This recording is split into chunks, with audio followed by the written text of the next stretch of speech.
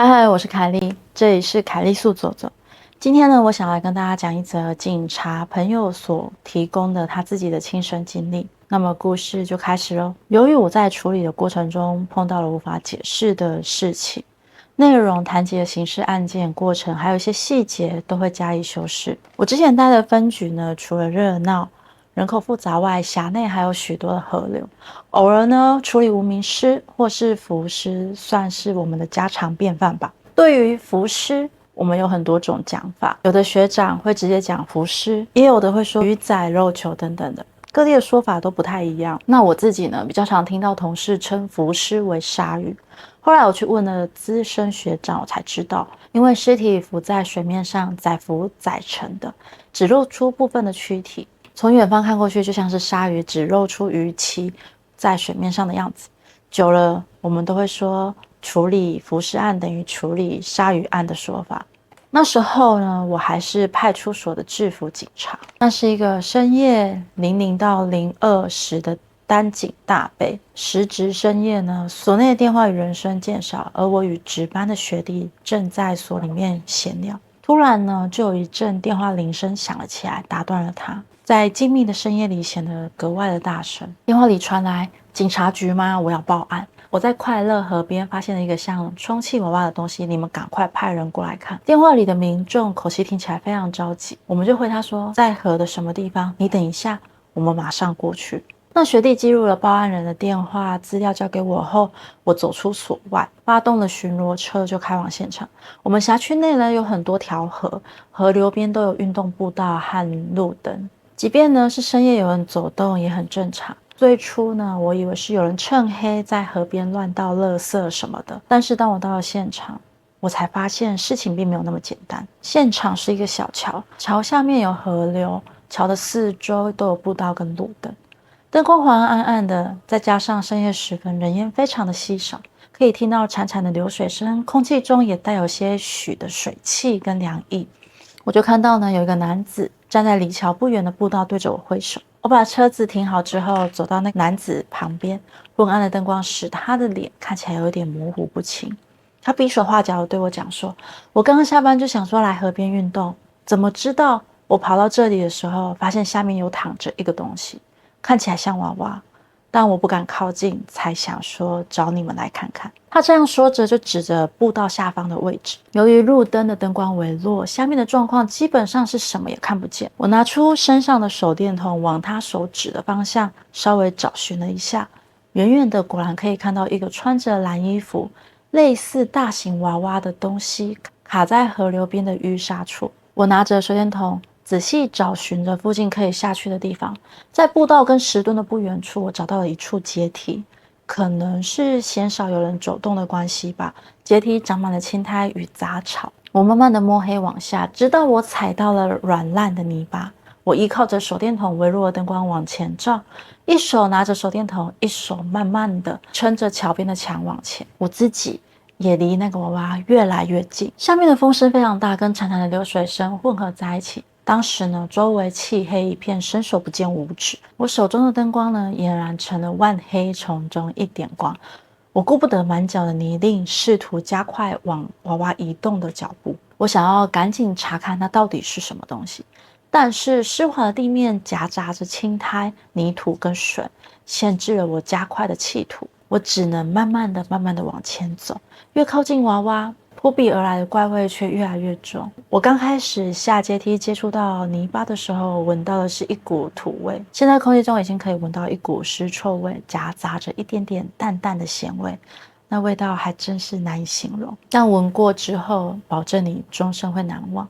我慢慢的走到娃娃旁边，用手电筒照着他的身体。他穿着蓝白色的衣服，全身肿胀，皮肤呢有多处被啃咬的痕迹，看起来软软烂烂的，表面呈现绿黑色，卡在河流旁一处泥沙较多的泥地。五官呢跟肢体看起来也是泡水依旧，肿胀到已经无法分辨身份，样貌很明显跟正常人不太一样。再加上独特的尸臭味，我马上打电话给所内值班的学弟，帮我通知所长跟侦查队是浮尸。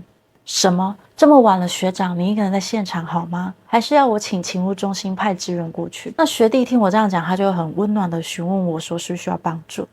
我就跟他说不用啦，叫需要到场的人来就好了。接着学弟呢就赶快通知了其他人。这时候我站在这一具大体的旁边，我大概观察了他一下，拿出了相机开始拍照。也许是泡水太久，很难在他的表面看出什么。这时他胸前的小口袋突然发亮，并拨出拨电话的声音。黑暗中你可以隐约看得到那是一个类似手机形状的物品。而我正要蹲下查看到底是什么的时候，他的胸前传来一个男生的声音：喂爸，你在哪里？喂喂，你听得到吗？我先是愣了一下，担心这个跟线索有关，所以我就赶快伸手去拿他胸前的手机。他烂烂的皮肤跟衣服连在一起，使得拿取的过程不太顺利。当我取出手机一看，是那种有着盖子的老旧按键手机。一时之间我还不太会操作，但听手机里传来声音十分的大声，我只好拿着手机回应他：我这里是派出所，你是哪里？手机里的人就非常的紧张，他说：警察，我是他的儿子，你们现在在哪里？我马上过去。听起来他非常的气急败坏。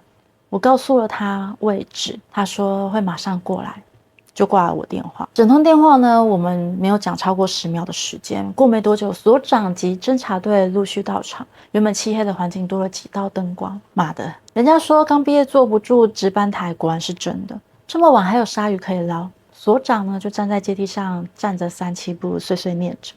等待勘察人员在现场处理的时候，有名男子急匆匆地跑了过来。他对着我们说：我是他儿子，我爸爸呢在什么地方？所长就觉得很奇怪，他说：咦，你怎么知道要来？是谁通知你的？这时候那个男子就说：是刚刚有个警察在电话中告诉我在这里的。我赶忙把刚刚发生的事情告诉所长。所长听完点了点头，本来站着3、7步的双脚悄悄地恢复成正常的站姿。回到所内制作谈话笔录的时候，才知道这个死者年约60岁，为人单纯老实，因为热心的个性，所以非常多朋友。平常他就跟儿子一起共同经营美食餐厅，努力工作，这些年存下了不少钱。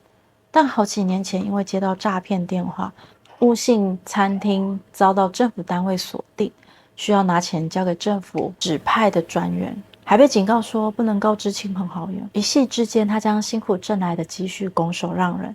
从那之后，死者因此一蹶不振，情绪呢更是长期处在不稳定的状况。而他的家人们虽然陪伴在旁边，但这个打击实在太大，让死者的个性大变，变得负面易怒，并有多次吃药寻短的记录。失踪前，他甚至还留下了不公平的字条。死者失踪的当天，儿子就去附近的派出所报案了。岂料才隔了几天，再见面却已经是天人永隔了。制作笔录的时候，可以感觉得到儿子的不舍与难过。他也是一边做笔录一边掉眼泪。他说呢，跟爸爸一边奋斗的画面仍然历历在目。只要有信心，乐观的活下去，钱都可以再赚回来啊！他不明白为什么爸爸要选择这样的方式离开。那制作完笔录并通知刑警后，我就请死者的儿子先回家，等候后面通知相验大厅。值班的学弟呢，全程在一旁学习制作笔录。我请他把相验要附上的档案开一个资料夹，日后如果有碰到的话，就可以拿出来，人事实地物及经过改一改就好。这时候学弟就问我说：学长，这么晚你跟鲨鱼独处，你会害怕吗？我回答说：不会啊，这是在做好事，有什么好害怕？往好的方向想，人生的最后一段路，总是需要有人为他做点什么吧。如果是我应该不敢站在他旁边吧，真的很难想象现场是怎么样的一回事。由于我隔天上夜班，所以所长来找我跟学弟协调，问明天早班的学弟要不要去帮我相验做捷报。热心的学弟当然是自告奋勇，也让我的休息时间可以长一点。隔天的检察官及法医来相验，将遗体发还给家属处理。学弟则拿着死亡证明书的影本回所内。他好奇地跑来问我说：学长，他在别辖的范围失踪，结果却在我们辖区的快乐河边被发现，也太悬了吧。我就会说：阿哉，也许冥冥之中有缘分吧，碰到了就处理啊。我双手合掌，对着他做了拜拜的动作。这时候学弟就问了我一个问题：可是你是怎么通知他儿子来的？他肿成那样，身上又没有证件，我实在很好奇。我就说打电话，说也奇怪，现场他的电话自己拨给他儿子。学弟就看着我沉默不语。我问他，你干嘛突然不讲话？他说，怎么可能？我听侦查队的学长说，手机里面根本就没有装电池啊。今天的故事已经结束咯，不知道大家听完这个故事之后有什么样的想法呢？欢迎留言跟我说说。人生的旅途中呢，难免碰到挫折。如果你有碰到困境，或是闪过想不开的念头，可以拨打1925、1995等专线寻求协助。其实人生还有很多精彩的事情等着我们去体验。最后，喜欢我的影片的话，每周日晚上8点半，我们首播聊天室见喽，拜呢！心存善念吧。